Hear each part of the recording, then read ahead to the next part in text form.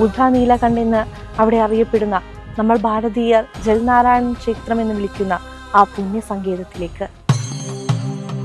സാധാരണ ക്ഷേത്രങ്ങളിൽ കാണുന്നത് പോലെ ശ്രീകോവിലിനുള്ളിലല്ല ഇവിടെ പ്രതിഷ്ഠ.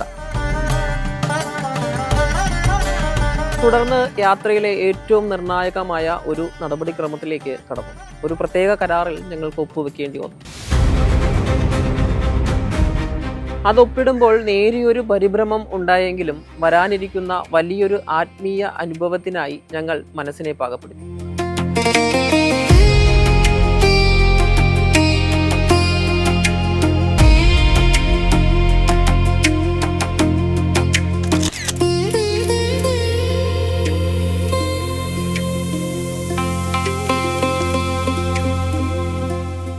നമസ്കാരം. കൈലാസ തീർത്ഥത്തിന്റെ 5-ാം അധ്യായത്തിലേക്ക് എല്ലാ പ്രേക്ഷകർക്കും സ്വാഗതം.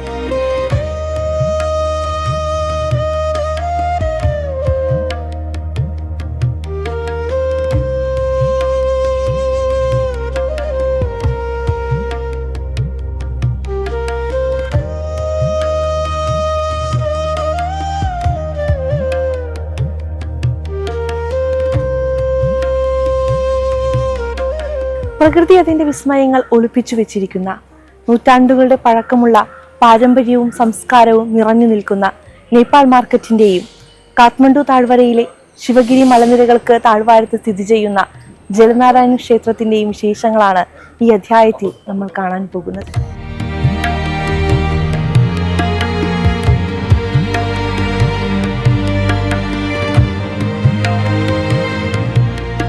കാഠ്മണ്ഡുവിലെ ഏറെ ചരിത്ര പ്രാധാന്യമുള്ള ദർബാർ സ്ക്വയറിൽ സ്ഥിതി ചെയ്യുന്ന കുമാരി ഘറിന് തൊട്ടുപിന്നിലുള്ള നേപ്പാളി മാർക്കറ്റിലേക്കാണ് ഈ അധ്യായത്തിൽ നമ്മൾ ആദ്യം കടന്നു ചെല്ലാൻ പോകുന്നത്.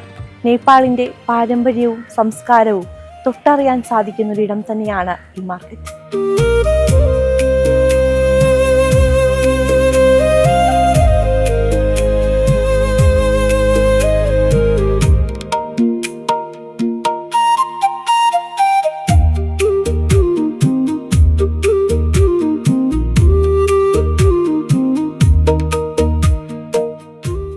കഴിഞ്ഞ അധ്യായത്തിൽ നമ്മൾ കണ്ട ഗുഹേശ്വരി ക്ഷേത്രത്തിന്റെയും ബുദ്ധിസ്റ്റ് മൊണാസ്ട്രിയുടെയും കുമാരിയുടെയും വിശേഷങ്ങൾക്കൊക്കെ ശേഷം നേപ്പാളിന്റെ കൂടുതൽ സൗന്ദര്യം തേടിയുള്ള യാത്രയായിരുന്നു പിന്നീട്.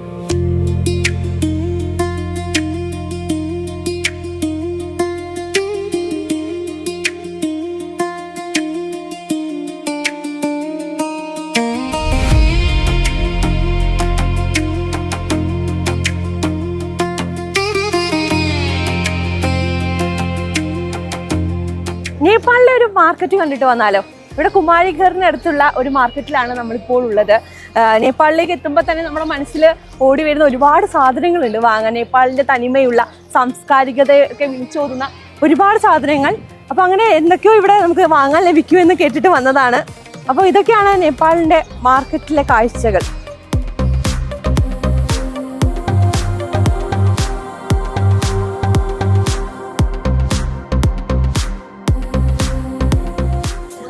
ഇവിടെ നമുക്ക് കാണുന്നതിൽ കൂടുതലും ബുദ്ധമതവുമായി ബന്ധപ്പെട്ടിട്ടുള്ള ഒരുപാട് കാര്യങ്ങളുണ്ട്. ഒപ്പം തന്നെ നമ്മുടെ ഈ സൗണ്ട് ഹീലിംഗുമായി ബന്ധപ്പെട്ടിട്ടുള്ള ഇൻസ്ട്രുമെന്റ്സ് ഒക്കെ നമുക്ക് ധാരാളം ഇവിടെ കാണാൻ സാധിക്കും. ഈ വലിയ രീതിയിൽ സൗണ്ട് ഹീലിംഗ് ഇന്നത്തെ കാലത്ത് ഒരുപാട് ആളുകളിലേക്ക് എത്തിപ്പെടുന്ന ഒരു കാലഘട്ടം കൂടിയാണ്. നമ്മുടെ നാട്ടിൽ ഇപ്പോൾ ഇത്തരം ഇൻസ്ട്രുമെന്റ്സ് ഒക്കെ ലഭ്യമായി തുടങ്ങിയിട്ടുണ്ട്. പക്ഷെ എനിക്ക് തോന്നുന്നു അതിൻ്റെ ഒരു സ്റ്റാർട്ടിങ് എന്ന് പറയുന്നത് നേപ്പാളുമായി ബന്ധപ്പെട്ട് കിടക്കുന്നതാണ്. ഒപ്പം തന്നെ ഒരുപാട് ഓർണമെന്റ്സ് ഉണ്ട്, കല്ലുകൾ കൊണ്ടുണ്ടാക്കിയ, അല്ലെങ്കിൽ നമ്മുടെ നാട്ടിലൊന്നും കാണാത്ത കുറച്ച് വെറൈറ്റി ആയിട്ടുള്ള രീതിയിലുള്ള കുറച്ച് പഴമയൊക്കെ ചേർന്ന് നിൽക്കുന്ന ഓർണമെന്റ്സ് നമുക്കിവിടെ കാണാൻ പറ്റും.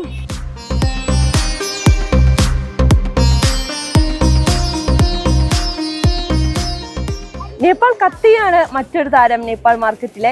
നേപ്പാൾ എന്ന് അതിൽ എഴുതി വെച്ചിട്ടുണ്ട്. നമ്മുടെ യോധ സിനിമയിലും പണ്ടത്തെ ഒരുപാട് സിനിമകളിലൊക്കെ ഈ കത്തിയെ കുറിച്ച് നമ്മൾ പരാമർശിച്ച ഈ ഗൂർഖ കത്തി എന്നൊക്കെ പറഞ്ഞ് നമ്മൾ കേട്ടിട്ടുണ്ട് അല്ലേ. പിന്നെ ഒരുപാട് തരത്തിലുള്ള ബാങ്കിൾസ് ഉണ്ട്. പിന്നെ നമ്മൾ ഈ ഫ്രിഡ്ജിൻ്റെ മുകളിൽ കൊട്ടിക്കുന്ന സ്റ്റിക്കേഴ്സ് ഒരുപാടുണ്ട്. പിന്നെ ബ്രേസ്ലെറ്റുകളുണ്ട്. അപ്പോൾ ഇതിനെല്ലാം ഒരു പഴമ അല്ലെങ്കിൽ ഒരു സാംസ്കാരിക തനിമയുണ്ട് എന്നുള്ളതാണ് ഏറ്റവും വലിയ കാര്യം. ഒപ്പം തന്നെ ബുദ്ധൻ്റെ വിവിധ ഭാവങ്ങളിലുള്ള സ്റ്റാച്യൂസ് നമുക്കിവിടെ കാണാൻ സാധിക്കും. നമ്മുടെ നാട്ടിലൊന്നും ഇത്രയും വെറൈറ്റി ആയിട്ട് നമുക്ക് കാണാൻ പറ്റണമെന്നില്ല. അത്രത്തോളം വെറൈറ്റീസ് നമുക്കിവിടെ ഉണ്ട്.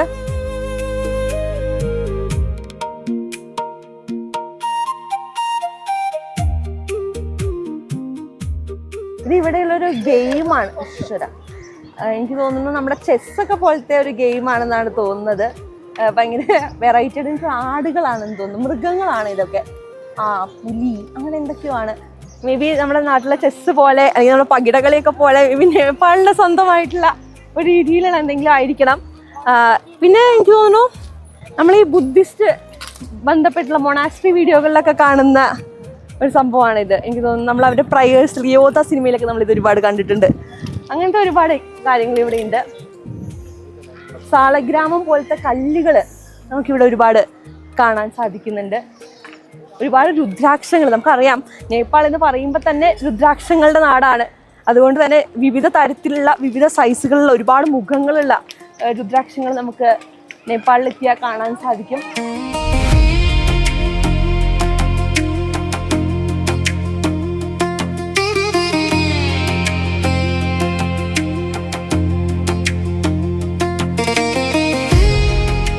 ബുദ്ധമതത്തിന്റെ സുഗന്ധം കൃത്യമായി ആസ്വദിക്കാൻ സാധിക്കുന്ന ഒരിടം കൂടിയാണ് ഈ നേപ്പാളി മാർക്കറ്റ്.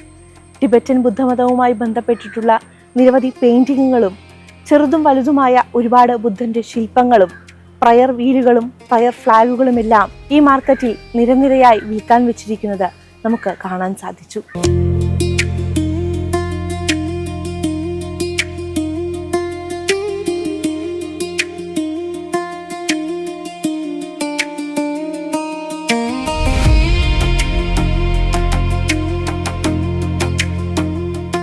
ഇതിവിടെ നമുക്ക് കാണാൻ സാധിക്കുന്ന വെറൈറ്റി മാലയാണ്. നമ്മുടെ ഈ വെള്ളാരം കല്ലുകൊണ്ട് ഉണ്ടാക്കിയിട്ടുള്ള അസ്ഥികുടത്തിന്റെ മുഖങ്ങളാണ്. നമ്മുടെ നാട്ടിൽ നമ്മൾ കുറച്ച് പേരൊക്കെ ഇങ്ങനത്തെ മാലയിട്ടൊക്കെ കാണാറുണ്ട്. അപ്പോൾ ഇത് വലിയ രീതിയിൽ ഇവിടെ എനിക്ക് തോന്നുന്നു ഇത്രയും വലിയ മാലകൾക്ക് വലിയൊരു മാർക്കറ്റ് നേപ്പാളിലുണ്ട് എന്ന് തോന്നുന്നു. കാരണം ഇപ്പം ഈ മാലയാണെങ്കിലും ഇങ്ങനെയൊരു മാലയുണ്ട്. കേവലം ഒരു കച്ചവട സ്ഥലം എന്നതിലുപരി നേപ്പാളിലെ കരകൗശല വിദഗ്ധരുടെ അസാധാരണമായ കഴിവിൻ്റെ സാക്ഷ്യപത്രമായിരുന്നു ആ മാർക്കറ്റ്. അവിടെയുള്ള പരമ്പരാഗത ആഭരണങ്ങൾ ആരുടെയും ശ്രദ്ധ ആകർഷിക്കുന്നവയാണ്. പലതരത്തിലുള്ള അപൂർവ കല്ലുകൾ കൊണ്ട് നിർമ്മിച്ച വലിയ നേപ്പാളി മാലകളും വളകളും എല്ലാം അവിടെ സുലഭമായി ലഭിക്കുന്നുണ്ടായിരുന്നു.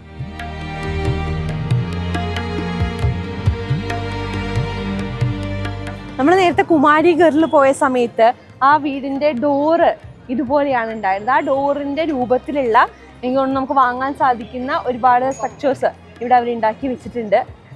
ഇത് ശരിക്കും അവിടുത്തെ ബിൽഡിങ്ങിൽ ഉണ്ടായിട്ടുള്ള ആർക്കിടെക്ചേഴ്സിന്റെ ആണ് ഇവിടെ ഇതിലേക്ക് കൊത്തിയെടുത്തിരിക്കുന്നത് ഇതിലേക്ക്. ഒപ്പം തന്നെ ഈ ബുദ്ധിസ്റ്റ് മൊണാസ്ട്രിയുമായി ബന്ധപ്പെട്ടിട്ട് നമ്മൾ ഇന്ന് രാവിലെ മൊണാസ്ട്രിയിൽ പോയപ്പോൾ കണ്ട ആ മണികളും അതെല്ലാം ഇവിടെ നമുക്ക് വാങ്ങിക്കാൻ പറ്റും ഈ മാർക്കറ്റിൽ. എനിക്ക് തോന്നുന്നു ഇവിടെ കുറച്ച് ചീപ്പായിട്ടുള്ള റേറ്റിലാണ് നമുക്ക് ഈ സാധനങ്ങൾ വാങ്ങിക്കാൻ സാധിക്കും. ഒപ്പം തന്നെ കുറച്ച് ബാർഗെയിനിങ് ചെയ്യാനുള്ള കഴിവ് കൂടി ഉണ്ടെങ്കിൽ നമുക്ക് കുറച്ചും കൂടി അഫോർഡബിൾ ആയിട്ട് നേപ്പാളിൻ്റെ തനത് സാധനങ്ങൾ ഇവിടുന്ന് വാങ്ങാൻ സാധിക്കുന്നുള്ളതാണ്. അപ്പോൾ എന്തായാലും മറ്റ് നേപ്പാൾ കാഴ്ചകളിലേക്ക് നമുക്ക് പോയിട്ട് വരാം.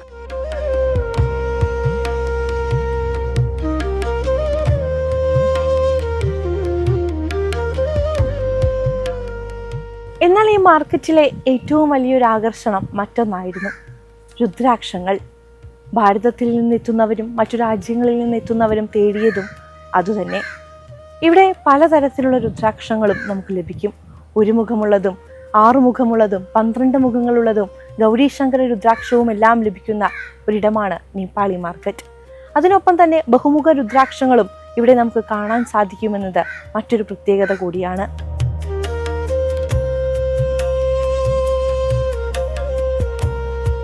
ഒരു കൈലാസ യാത്രികനെ സംബന്ധിച്ചിടത്തോളം ഭഗവാന്റെ കണ്ണീരായി കാണുന്ന ഈ രുദ്രാക്ഷങ്ങൾ കാണുന്നതും അവ വാങ്ങുന്നതും ഏറെ പ്രധാനപ്പെട്ടതായതുകൊണ്ട് കൈലാസ യാത്രികരുടെ പ്രധാന കേന്ദ്രം കൂടിയാണ് ഈ നേപ്പാളി മാർക്കറ്റ്.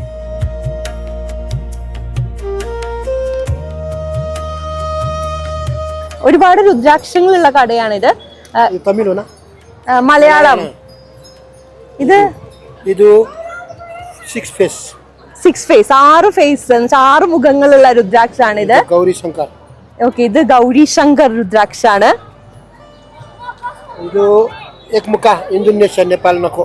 ഓക്കെ, ഇന്തോനേഷ്യയിൽ നിന്ന് കൊണ്ടുവന്നിട്ടുള്ള രുദ്രാക്ഷാണത്, നേപ്പാളിലുള്ളതല്ല. It's a three part. Okay, മൂന്ന് ഫേസുകളുള്ള അല്ലേ? Ganesh Sawar. Huh? Ganesh Sawar. Ganesh Sawar. Gauri Shankar and Ganesh Sawar. Okay, Gauri ശങ്കരനും ഗണേശനും അങ്ങനെ ആ രീതിയിലുള്ള രുദ്രാക്ഷാണ്. ഓക്കെ, ഇതും ഗണേശനുമായി ബന്ധപ്പെട്ടുള്ള ഒരു രുദ്രാക്ഷം തന്നെയാണ്. നമുക്ക് ആ തുമ്പിക്കൈയുടെ ഒരു ആകൃതി നമുക്ക് ഈ രുദ്രാക്ഷത്തിൽ കാണാൻ സാധിക്കും. രുദ്രാക്ഷത്തിന്റെ രുദ്രാക്ഷം പൊളിച്ചു കഴിഞ്ഞാലാണ് രുദ്രാക്ഷം ഉള്ളിൽ ഉണ്ടാവുക.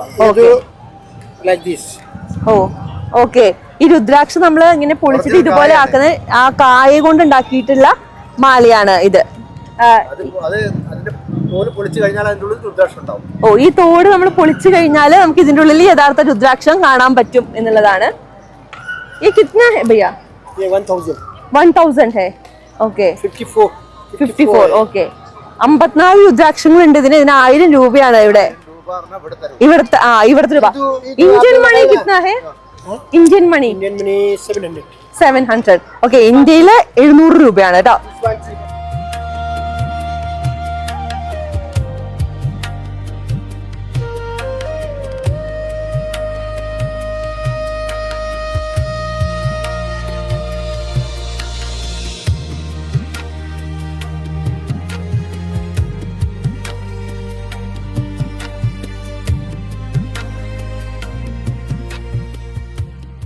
നേപ്പാളി മാർക്കറ്റിലെ കാഴ്ചകൾക്ക് ശേഷം ആ യാത്ര തുടർന്നത് നേപ്പാളിലെ തന്നെ ഒരു പ്രശസ്തമായ മഹാവിഷ്ണു ക്ഷേത്രത്തിലേക്കാണ്. ബുദ്ധ നീലകണ്ഠെന്ന് അവിടെ അറിയപ്പെടുന്ന നമ്മൾ ഭാരതീയർ ജൽനാരായൺ ക്ഷേത്രം എന്ന് വിളിക്കുന്ന ആ പുണ്യ സങ്കേതത്തിലേക്ക്.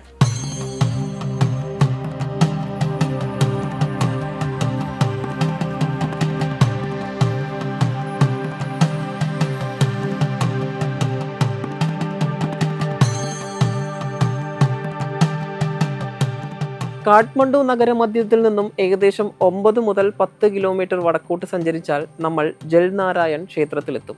തുറസായ അന്തരീക്ഷത്തിൽ സ്ഥിതി ചെയ്യുന്ന ഒരു ക്ഷേത്രമാണിത്. സാധാരണ ക്ഷേത്രങ്ങളിൽ കാണുന്നത് പോലെ ശ്രീകോവിലിനുള്ളിലല്ല ഇവിടെ പ്രതിഷ്ഠ. പകരം 13 മീറ്റർ നീളമുള്ള ഒരു ചതുരാകൃതിയിലുള്ള കുളത്തിന്റെ മധ്യത്തിലാണ് ഭഗവാൻ സ്ഥിതി ചെയ്യുന്നത്.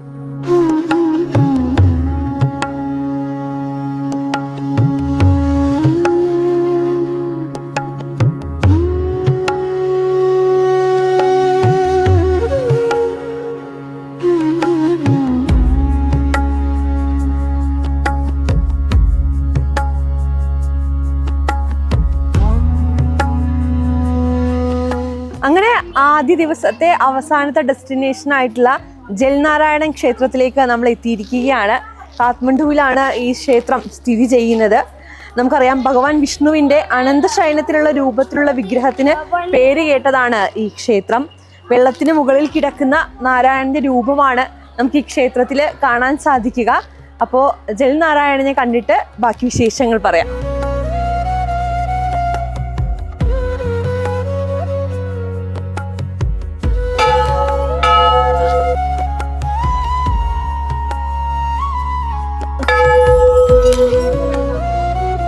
കാഠ്മണ്ഡു താഴ്വരയുടെ വടക്കേ അറ്റത്ത് ശിവപുരി കുന്നുകളുടെ താഴെയാണ് ഈ പുണ്യസങ്കേതം സ്ഥിതി ചെയ്യുന്നത്. ഈ ക്ഷേത്രത്തിന് നൂറ്റാണ്ടുകൾ പഴക്കമുള്ള വലിയൊരു ചരിത്രമുണ്ട്.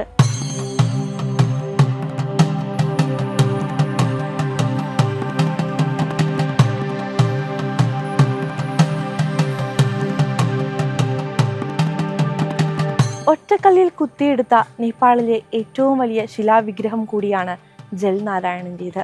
5 മീറ്ററോളമാണ് ഈ ശിലാവിഗ്രഹത്തിന്റെ നീളം. ഒരു വലിയ കുളത്തിൽ അനന്തന് മുകളിൽ യോഗനിദ്രയിലിരിക്കുന്ന ഭഗവാന്റെ രൂപമാണ് ജൽനാരായണൻ ക്ഷേത്രത്തിന്റെ ഏറ്റവും വലിയ പ്രത്യേകത.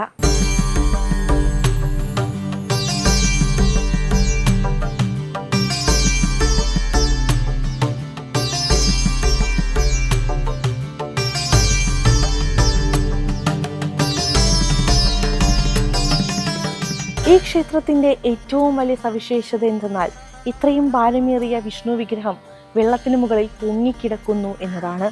ശാസ്ത്രലോകത്തെ പോലും അത്ഭുതപ്പെടുത്തുന്ന ഒരു കാര്യമാണ് ഇത്.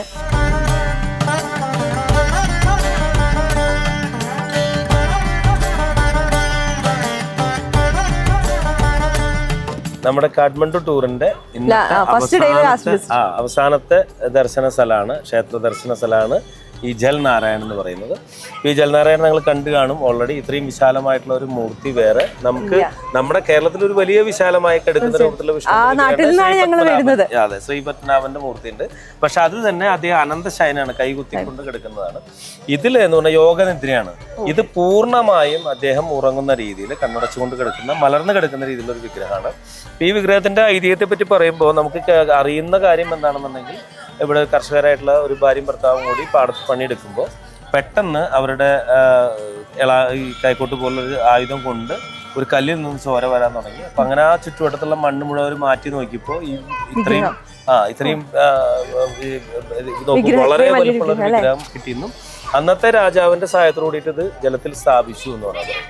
അപ്പൊ ഇതിന് ഒരുപാട് രാജാക്കന്മാർ വന്നിരുന്നില്ല എന്നൊരു കഥ കേട്ടിട്ടുണ്ട്. ആ രാജാക്കന്മാർ ഇവിടെ വന്നു കഴിഞ്ഞാൽ അശുഭമാണ് എന്നുള്ളൊരു ധാരണയുള്ളത് കൊണ്ട് പലപ്പോഴും തൊഴാൻ ഇവർ ഇവിടെ വന്നിരുന്നില്ല. കാരണം വെച്ചാൽ ഇവിടെ വന്നാൽ അവർക്ക് ദോഷം വരും എന്നുള്ളൊരു ധാരണ ഉണ്ടായിരുന്നു. അതിന്റെ പിള്ളൊരു ബേസ് എനിക്ക് അറിയില്ല, പക്ഷെ അങ്ങനെ വിശ്വാസം പലപ്പോഴും അങ്ങനെയാണല്ലോ. ഇപ്പോ നോയിഡയിൽ നിന്ന് കഴിഞ്ഞാല്, അല്ല ലക്നൌവിൽ നിന്ന് കഴിഞ്ഞാല്, ലക്നൌവല്ല നമ്മുടെ യോഗി അടുത്തൊരു നോയിഡയിലെ ഒരു ധാരണയില്ല, അവിടെ വന്നിട്ട് മുഖ്യമന്ത്രിക്ക് അധികാരം നഷ്ടപ്പെടുന്ന അതൊരു വിശ്വാസം പോലെ വന്നതാണ് ഭരണാധികാരികൾക്ക്. പക്ഷെ അത് അന്ന് പോലെ നിന്നിരുന്നു. പക്ഷെ ഇവിടെ മറ്റ് സാധാരണ ജനങ്ങൾ ഒരുപാട് പേര് വരുന്നൊരു സ്ഥലമാണ്. ഇവിടെ മറ്റൊരു രസകരമായൊരു വസ്തുത കേട്ടിട്ടുള്ളത്, ഞാൻ കണ്ടിട്ടില്ല. ഇവർ പറയുന്ന നല്ല തെളിച്ചുള്ള വെയിലുള്ള സമയത്ത്, ഈ വെള്ളത്തിൽ തെളിച്ചുള്ള സമയത്ത് ഇതിന്റെ അടിയിൽ കാണുന്ന പ്രതിബിംബത്തിൽ ശരിക്ക് വിഷ്ണുവിന് പകരം പരമേശ്വരൻ ശയിക്കുന്നതായിട്ടാണ് കാണുക എന്നാണ് പറയുന്നത്. അതെനിക്ക് ഇതുവരെ കാണാനുള്ള ഭാഗ്യം ഉണ്ടായിട്ടില്ല, പക്ഷെ അതിന് വിശ്വാസം ഇവിടെ ഉണ്ട്. വെള്ളം സാധാരണ ഇവിടെ കലങ്ങിയിട്ടാണ് ഉണ്ടാവാറ്, അതില്ലാത്ത സമയത്ത് അത് കാണുമെന്നാണ് പറയുന്നത്. അപ്പൊ എന്തു തന്നെയായാലും വളരെ വിരാടമായിട്ടുള്ള ഒരു രൂപമാണ് ഈ വിഗ്രഹം. അപ്പൊ അത് വളരെ മനോഹരമായിട്ട് അത് സംരക്ഷിക്കുന്നുണ്ട്. ഇവിടെ വരുമ്പോൾ നമുക്കൊരു പ്രത്യേക ഒരു മനഃശാന്തി, വളരെ പ്രസന്റ് ആയിട്ടുള്ള സ്ഥലമാണ്. അപ്പൊ ഇതാണ് നമ്മുടെ ഇന്നത്തെ കാഠ്മണ്ഡു യാത്രയുടെ ഏറ്റവും അവസാനത്തെ. നാളെ നമ്മള് ബോർഡറിലേക്ക് പോവാണ്, നേപ്പാൾ ബോർഡറിലേക്ക് യാത്ര ചെയ്യാണ്. കുറച്ച് ദിവസങ്ങളേ ഉള്ളൂ. നമ്മള് മറ്റന്നാൾ ശരിക്കും പറഞ്ഞാൽ നമ്മള് എല്ലാം പ്രോപ്പറായിട്ട് സംഭവിക്കുകയാണ്, ഭഗവാന്റെ കൃപ ഉണ്ടെന്നുണ്ടെങ്കിൽ മറ്റന്നാൾ നമ്മള് ചൈനയിലേക്ക്.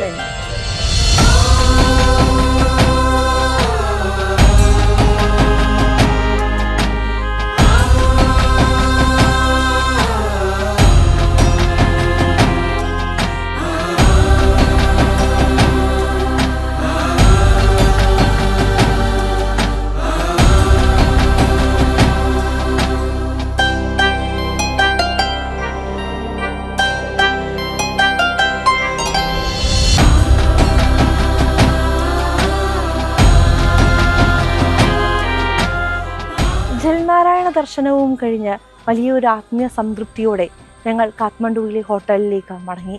അവിടെ ഞങ്ങളെ കാത്തിരുന്നത് യഥാർത്ഥ കൈലാസ യാത്രയുടെ കാഠിന്യം ഞങ്ങളെ പറഞ്ഞു മനസ്സിലാക്കാൻ വേണ്ടിയുള്ള നേപ്പാൾ ഗൈഡിന്റെ ബ്രീഫിംഗ് ആയിരുന്നു. So this is where the huge number of yatris and huge number of people are going there. So this year we are feeling so much crowd.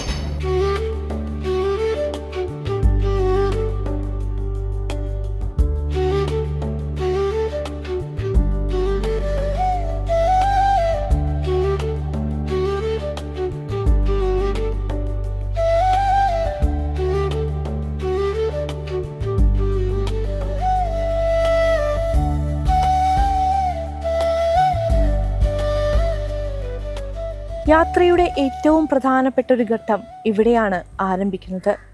Nepal travel ഏജൻസിയുടെ ഭാഗത്തു നിന്നുള്ള ഔദ്യോഗിക ബ്രീഫിങ്ങിൽ അത് വ്യക്തമാവുകയായിരുന്നു.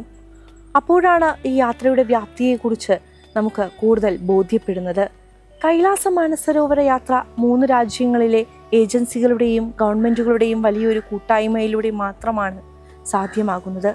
ഇന്ത്യ, നേപ്പാൾ, ചൈന എന്നീ 3 രാജ്യങ്ങളുടെയും ഏജൻസികൾ തമ്മിലുള്ള കൃത്യമായ ഏകോപനമാണ് ദുർഘടം പിടിച്ച ഈ പാതയിലൂടെ ഈ യാത്ര സുരക്ഷിതമാക്കുന്നത്. ഏജൻസി പ്രതിനിധികൾ വരും ദിവസങ്ങളിലെ യാത്രാ പ്ലാൻ ഒരിക്കൽ കൂടി ഞങ്ങൾക്ക് വ്യക്തമായി തന്നെ വിവരിച്ചു തന്നു. ഏതൊക്കെ സ്ഥലങ്ങളിലൂടെയാണ് കടന്നു പോകുന്നത് എന്നും ചൈനീസ് ബോർഡർ എങ്ങനെയാണ് ക്രോസ് ചെയ്യുന്നത് എന്നും എങ്ങനെ വേണം ഓരോ ദിവസവും കാലാവസ്ഥയെ നേരിടാനെന്നും അവർ വ്യക്തമായി തന്നെ പറയുന്നുണ്ടായിരുന്നു.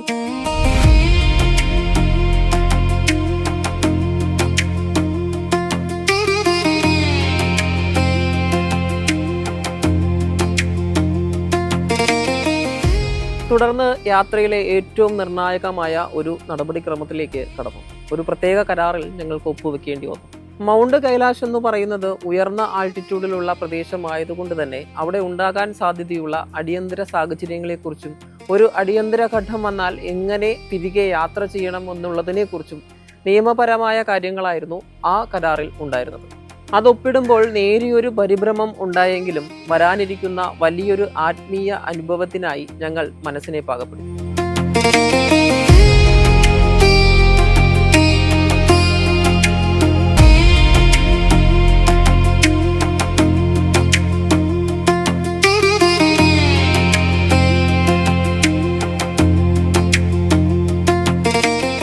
അങ്ങനെ നേപ്പാളി ഗൈഡിൻ്റെ ബ്രീഫും തുടർന്നുണ്ടായ നടപടിക്രമങ്ങൾക്കും ശേഷം ഞങ്ങളുടെ ട്രാവൽ ഏജൻസിയായ തീർത്ഥയാത്ര.com തുടർന്നുള്ള യാത്രയിൽ ഞങ്ങൾക്ക് കൊണ്ടുപോകാൻ സാധിക്കുന്ന ബാഗുകളും ഒപ്പം തന്നെ കടുത്ത തണുപ്പിനെ പ്രതിരോധിക്കാൻ സാധിക്കുന്ന നല്ല ക്വാളിറ്റിയുള്ള ഒരു വിൻ്റർ ജാക്കറ്റും ഞങ്ങൾക്ക് പ്രദാനം ചെയ്തു. കൃത്യമായി ഈ ബാഗുകൾ എങ്ങനെ പാക്ക് ചെയ്യണമെന്നതിനെക്കുറിച്ചും ഇതുവരെ നമ്മുടെ യാത്രയിൽ നമ്മൾ കൊണ്ടുവന്നിട്ടുള്ള ട്രോളി ബാഗ് നേപ്പാളി ഹോട്ടലിൽ സുരക്ഷിതമായി സൂക്ഷിക്കുന്നതിനെക്കുറിച്ചുമെല്ലാം വ്യക്തമായി തന്നെ മധുച്ചേട്ടൻ ഞങ്ങൾക്ക് പറഞ്ഞു തന്നിരുന്നു. പിന്നീടുള്ള യാത്രയിൽ ഇനി നമ്മൾ കൊണ്ടുപോവുക തീർത്ഥയാത്ര തന്ന ഈ 2 ബാഗുകൾ മാത്രമാണ്. These bags will be handled by the Sherpas or the assistants, so you don't have to worry about thing. You leave the thing in front of your room. It will be picked up from there.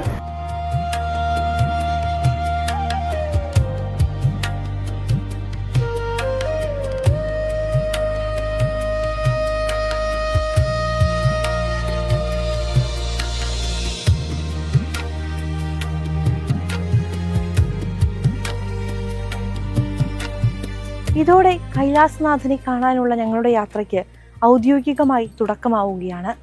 Chinese കടമ്പകൾ കടന്ന് അടുത്ത ദിവസം നമ്മൾ ചൈനയുടെ മണ്ണിലേക്ക് കടക്കും. കൈലാസം അടുത്തു വരുന്നത് പോലെയുള്ള തോന്നലായിരുന്നു ആ ദിവസം ഉറങ്ങുമ്പോൾ എല്ലാ യാത്രികരുടെയും മനസ്സിൽ.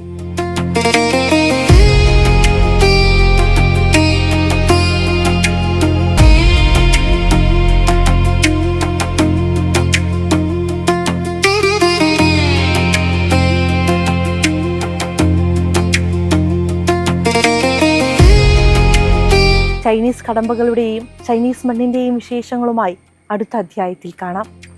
നമസ്തേ.